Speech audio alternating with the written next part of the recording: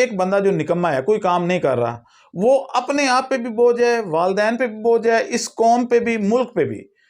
अगर वो काम करना शुरू कर दे तो वो सहारा बन सकता है। अब आपने बोझ नहीं, सहारा बनना है। मुल्क पे मत जाएं कि मुल्क हमें इसने ये नहीं दिया, नहीं ये नहीं दिया। अब आपको देने का वक्त आ गया। देखते हैं आप कितना देते हैं। आप अब आप काम करें और मुल्क को दें, देखते हैं आप कितना देते हैं। वो कहते हैं ना जी, नेशन भी कुर्बानियां मांगती है, मुल्क भी कुर्बानी मांगता है। अब कुर्बानी देने का वक्त आ गया। चलें, आप पैसे से कुर्बानी ना दें, वक्त की कुर्बानी दे दें। सही, बाकी चीजों की बजाय वक्त की कुर्बानी दे दें, तो उससे मुल्क में तब्दीली आ जाएगी। रिसोर्सेज की कमी नहीं है, बंदों की भी, बंदे तो बेबहा हैं पाकिस्तान में। अगर कमी है तो नीयत की कमी है। नीयत ठीक कर लें, अल्लाह हमारे मुल्क को भाग लगा देगा।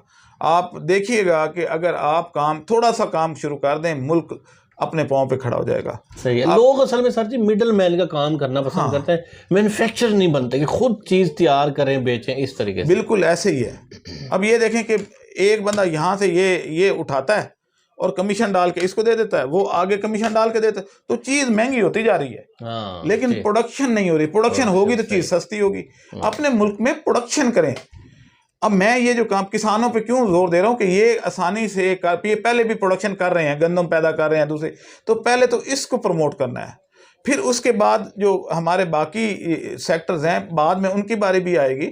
लेकिन पहले सबसे आसान काम मैंने सेलेक्ट किया है, जो 70% हमारी आबादी किसानों की है। तो ये अगर खड़े हो जाएं अपने पाँव पे, तो हम कम से कम खुराक में और बाकी चीज़ों में, बाकी ये जो कपड़े कुपड़े हैं, ये जूते, ये ऐनक शैनक, ये ना भी लगाएं तो कोई फर्क नहीं पड़ता। पहले खुराक तो पूरी हो मुल्क की। तो जब खुराक सस्ती हो जाएगी, पूरी हो जाएगी, रोजगार सबको मिलेगा, तो फिर बाकी चीज़ें भी देख लेंगे कि पंखा कैसे बनाना है। सर जी, अब लोगों को अभी तो खाने के ही लाले पड़े। हाँ, खाने के लाले पड़े हुए हैं और ये बहुत क्रिटिकल सिचुएशन है। अभी भी वक्त है कि अपने पाँव पे खड़े हो जाएं, कुछ सोच लें। अगर आप खुद नहीं सोच सकते या नहीं इतने कोई एजुकेशन नहीं है, तो मेरे से आके कंसल्ट कर लें, तो ये कर लें, और कोई बात नहीं है। ये जो कारोबार है जो मैं बता रहा हूँ, ये जैसे घड़ी की सुई घूम रही है, इसका भी इसी तरीके से प्रॉफिट बढ़ता जा रहा है। इसमें ऐसा नहीं है कि स्टॉक हो गया तो फिर प्रॉफिट कम हो जाएगा, बिकेगी नहीं तो फिर क्या होगा। भाई बिकेगी नहीं तो साइज बड़ा हो जाएगा, जैसे जैसे साइज बड़ा है प्रॉफिट भी, रेट बढ़ता जाता है। ये रुकने वाला नहीं है, डिमांड खत्म होने वाली है ही नहीं। ये भी फिक्र नहीं है कि भाई ये सैचुरेशन हो जाएगी या जब ज्यादा लोग डाल लेंगे तो फिर क्या होगा। नहीं, ये इसकी कोई लिमिट है ही नहीं, कोई अनलिमिटेड बिजनेस और जल्दी मल्टीप्लाई होता है। माशाल्लाह, सही हो गया जी। वीडियो बहुत इंपॉर्टेंट है, आप सबसे गुजारिश है वीडियो को देखें शुरू से एंड तक। अस्सलाम वालेकुम फ्रेंड्स, कैसे हैं आप सब? उम्मीद करता हूँ सब खैरियत से होंगे। मैं हूं आपका मेजबान असद अब्बास, आप देख रहे हैं मेरा चैनल असद अब्बास चिश्ती। आपने पाकिस्तान में बहुत से कारोबार देखे होंगे, लेकिन ये जो बिजनेस आपके लेके हैं बिल्कुल यूनिक काम है। ऐसे भाई मल्टीप्लाई होता है जैसे सेकेंड से मिनट और मिनट से घंटे, मतलब इतनी जल्दी मल्टीप्लाई होता है कि हजारों से लाखों और लाखों से करोड़ों होते, देर भी नहीं लगती। हमारे साथ डॉक्टर साहब मौजूद हैं। जैसा कि आप जानते हैं, डॉक्टर साहब हर रोज नई नई चीजें लेके आते हैं, पाकिस्तानों की फलाह का काम कर रहे हैं कि भाई आप लोगों ने काम करना है, बिजनेस करना है, अपने पैरों पे खड़ा होना है। तो इनसे जानने की कोशिश करते हैं कि आज जो हमारे लिए बिजनेस आइडिया है, इन्होंने बताया कि जिस बंदे के पास 2 लाख, 4 लाख, 5 लाख, 10 लाख, 15 लाख, 16 लाख रुपए तक, जिस बंदे के पास जितने भी पैसे हैं, उतने पैसों से काम करके ज्यादा से ज्यादा, मतलब आप 80, 90, 1 करोड़ से भी ज्यादा कमा सकते हैं। तो इनसे जानने की कोशिश करते हैं भाई कौन सा बिजनेस है, आज हमारे लोगों के लिए क्या ऑफर है। अस्सलाम वालेकुम सर जी। वालेकुम सलाम सर, क्या हाल चाल है? तबीयत से ठीक है जी? शुक्र है, खैर खैरियत से हैं सर। सबसे पहले तो आप अपना तारुफ करा दें। असद साहब, मेरा तारुफ तो तकरीबन दुनिया जानती है। मैंने इंटरनेशनल ऑर्गेनाइजेशंस के साथ काम किया है और 17 साल काम किया है। सही। और दुनिया के तकरीबन 3 दर्जन मुल्कों में मैंने काम किया है। और वहाँ पे मेरा जो था वो काम ये था कि फूड सिक्योरिटी एडवाइज़र के तौर पे जी, यानी जिसमें यूएसएड के साथ मैंने काम किया है कुछ अर्सा। तो वहाँ पे यूनाइटेड नेशन के जो प्रोजेक्ट थे वो ये थे कि आप उन मुल्कों के रिसोर्सेज से एक कोई ऐसी टेक्नोलॉजी डेवलप करें कि उनका रोज़गार बन जाए। जहाँ पे ख़ास तौर पे अफ्रीका में कहत ज़्यादा मुल्क बहुत ज़्यादा थे, तो वहाँ पे मुझे काम करने का मौका मिला और वहाँ के लोकल रिसोर्सेज से मैंने वो टेक्नोलॉजीज डेवलप करके दी। अब जब मैं 2022 दिसंबर 2017 को मैं पाकिस्तान आया था, तो आखिरी मेरी पोस्टिंग श्रीलंका में थी। तो जब मैं यहाँ आया तो यहाँ पे ज़्यादा ज़रूरत थी मेरी निस्बत दूसरे मुल्कों में, क्योंकि अपने मुल्क में आवे का आवा ही बिगड़ चुका था और लोग अपने लोग भूखे मार रहे थे और मैं लोगों का काम कर रहा था। तो उसके बाद फिर मैंने यहीं रहने का फ़ैसला किया और तब से मैं ये काम कर रहा हूँ। और एक बात याद रखे, अवाम भी याद रखे और आप भी याद रखें कि मेरा काम जो है, मैं कोई बिज़नेस करना नहीं है। मेरी ना तो मैं मशीनें बनाता हूँ कि मेरी मशीनें फ़रोख्त हो जाएँ, ना मैं कोई ऐसी चिप्स बेचता हूँ या ये इस तरह की चीज़ें बेचता हूँ, ना मेरा काम है टेक्नोलॉजी डेवलप करना। ये बताएं हमारे लोगों को कि आज हमारे लोगों के लिए क्या पैगाम है, कौन सा कारोबार है। आपने बताया कि ये बिज़नेस बहुत जल्दी मल्टीप्लाई होता है, उसको एक्सप्लेन करें कितनी इन्वेस्टमेंट के साथ, क्या इस काम में कोई नुकसान के चांस है, जो कोई इस तरह का कोई डरने वाली बात है? नहीं, ये एक ऐसा बिज़नेस है जो कि आप लॉजिक के साथ बात करनी चाहिए। मेरा ये ख्याल कि मैं आप पे छोड़ता हूँ कि मैं कहाँ पे गलत हूँ। मैं एक्चुअली हैचरी की जो पाकिस्तान में हैचरी डेवलप करके दे रहा हूँ। अब हैचरी की फिजिबिलिटी पे अगर आप जाएँ तो पहले थोड़ी सी मैं इसकी बैकग्राउंड बता देता हूँ। पहले जितनी मछलियाँ हमारे पास थीं वो साल या 2 साल में तैयार होती थी। जैसे तिलापिया तो 2 साल में जाके तैयार होती है, रोहू 1 साल में 1 किलो होती है, लेकिन ये मछली 6 माह में किलो से ऊपर चली जाती है जो हम हाइब्रिड करके दे रहे हैं।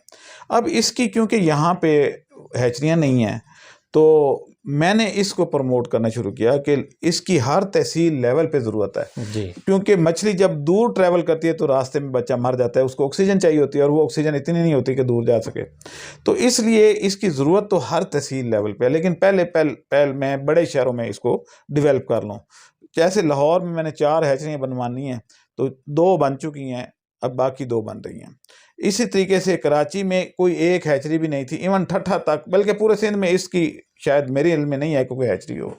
तो वो अब वहाँ पे कराची में मैंने पहली हैचरी का जो है वो स्टार्ट ले लिया और उसके बच्चे। सबसे पहले सर जी डिमांड की बात करेंगे, हैचरी का काम कर रहे हैं, फिश की हैचरी पाकिस्तान में पहले थी, क्या लोग कर रहे थे, अब अगर है तो कितनी डिमांड है और ये लोगों को ज़रा गाइड करें। देखें, इसकी डिमांड तो इतनी ज़्यादा है कि दिसंबर से बुकिंग पेंडिंग पड़ी है कि बच्चा नहीं मिल रहा। फार्मर जो है वो ढूंढता फिर रहा है और बच्चा नहीं मिल रहा, और आधा सीज़न हमारा बच्चे की तलाश में ज़ाया हो जाता था फार्मर का।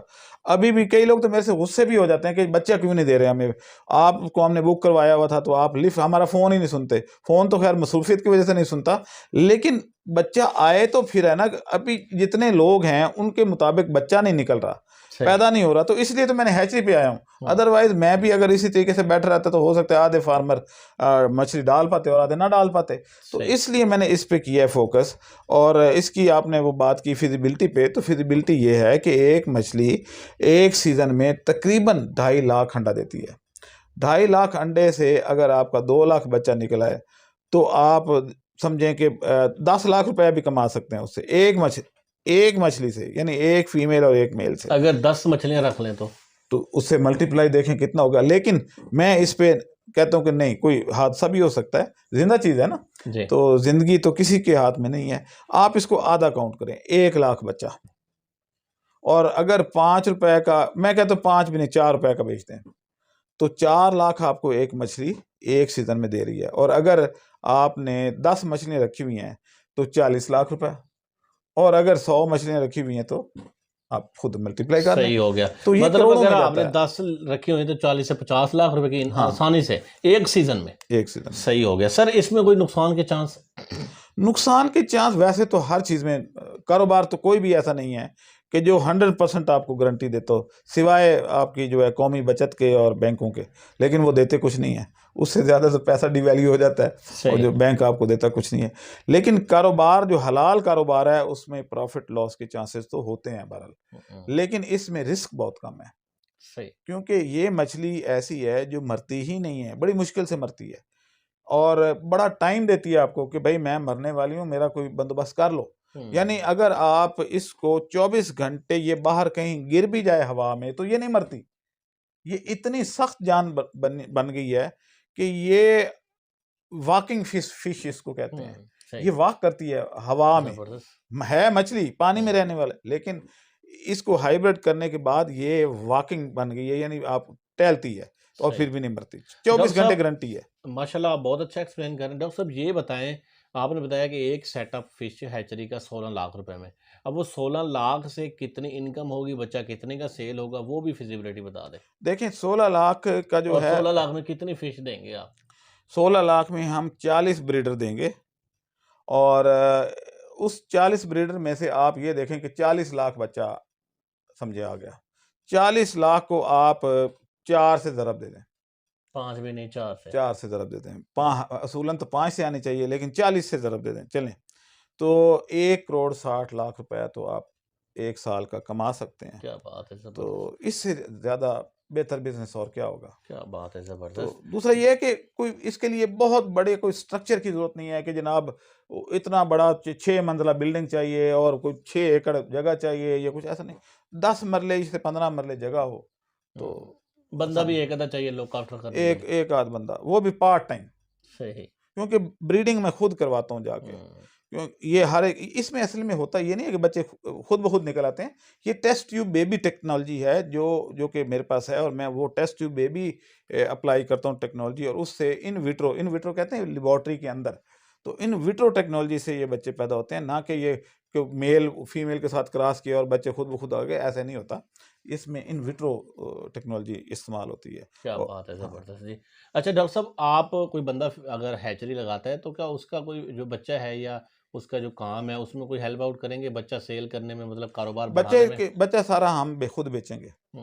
अगर वो कहीं बेचना चाहता है, क्योंकि आज तक तो यही हुआ है कि वो कमिटमेंट करते हैं, जब हम टेक्नोलॉजी ट्रांसफर कर देते हैं तो पता चलता है जी बच्चे तो उन्होंने दाएं बाएं बेच दिए, और हमारे फिर क्लाइंट जो है हमारे से गुस्सा होते हैं कि आपने वादा किया था। तो वो बाद में हमारे पास आता ही नहीं है। वो कहते हैं जी हमारा तो बिक गया, हाथों हाथ बिक रहा है, तो हम आपके पास क्यों आए, आप 4 रुपए बेच रहे हैं, ये 5 रुपए, हमारा तो 8 रुपए में बिक गया।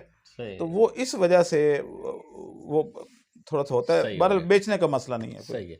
तो जी आपने देखा कि डॉक्टर साहब ने बहुत अच्छे से एक्सप्लेन किया। नंबर डिस्क्रिप्शन में स्क्रीन पे होगा, आप इनसे रब्ता कर सकते हैं। हाँ, 2 नंबर मेरे हैं, दोनों दे दीजिएगा, क्योंकि मेरा नंबर बिजी होता है। तो उम्मीद करता हूँ ये छोटी सी वीडियो आप लोगों को पसंद आई होगी। पसंद आई हो तो चैनल को सब्सक्राइब करें, वीडियो को लाइक और शेयर करें। मिलते हैं कि नई वीडियो से, तब तक के लिए अल्लाह हाफिज़, अस्सलाम वालेकुम।